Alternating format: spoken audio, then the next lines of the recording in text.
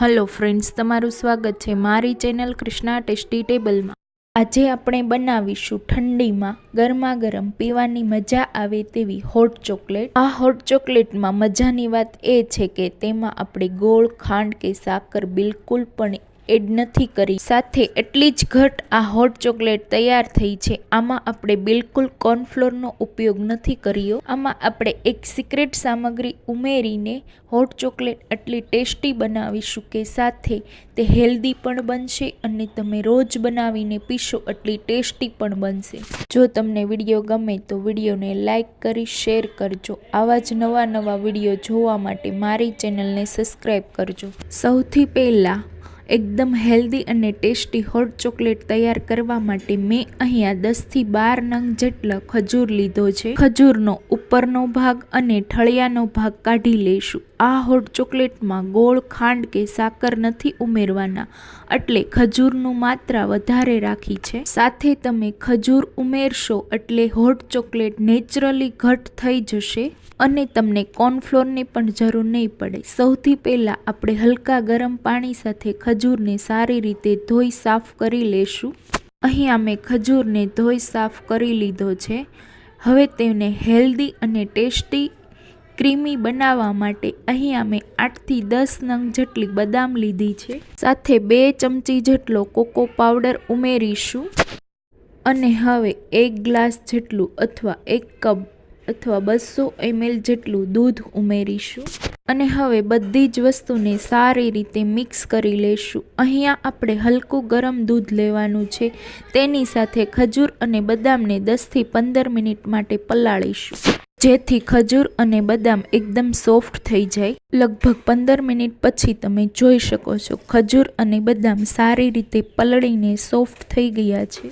હવે આ પલાળેલા મિશ્રણને આપણે દૂધ સાથે મિક્સર જારમાં ઉમેરીશું અને આ મિશ્રણને એકદમ સ્મૂથ એવી પેસ્ટ બનાવી લેશું। તો તમે જોઈ શકો છો આપણી સ્મૂથ એવી પેસ્ટ બનીને તૈયાર છે। હવે હોટ ચોકલેટ બનાવવા માટે મેં અહીંયા એક જાડા તળિયાવાળી પેન લીધી છે। તેની અંદર 1 થી 2 ચમચી જેટલું પાણી ઉમેરીશું। પાણી ઉમેરવાથી આપણી હોટ ચોકલેટ તળિયે ચોટે નહીં એના માટે આપણે પાણી ઉમેર્યું છે।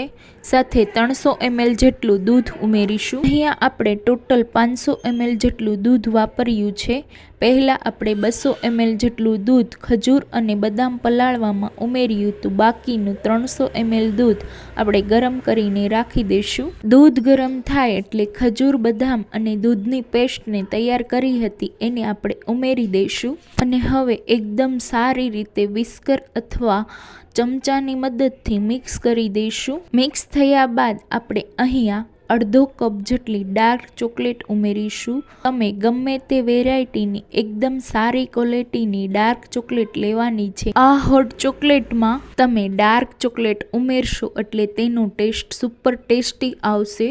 હવે ડાર્ક ચોકલેટને ઉમેરી સારી રીતે મિક્સ કરી દઈશું અને હવે 2 થી 3 મિનિટ માટે આ મિશ્રણને હલકું ઘટ થાય ત્યાં સુધી ઉકળવા દઈશું। અહીંયા તમે 2 થી 3 મિનિટ પછી તમે જોઈ શકો છો હોટ ચોકલેટ એકદમ સરસ એવી તૈયાર થઈ ગઈ છે અને સારી રીતે ઘટ પણ થઈ ગઈ છે અને આપણી ડાર્ક ચોકલેટ મેલ્ટ પણ થઈ ગઈ છે।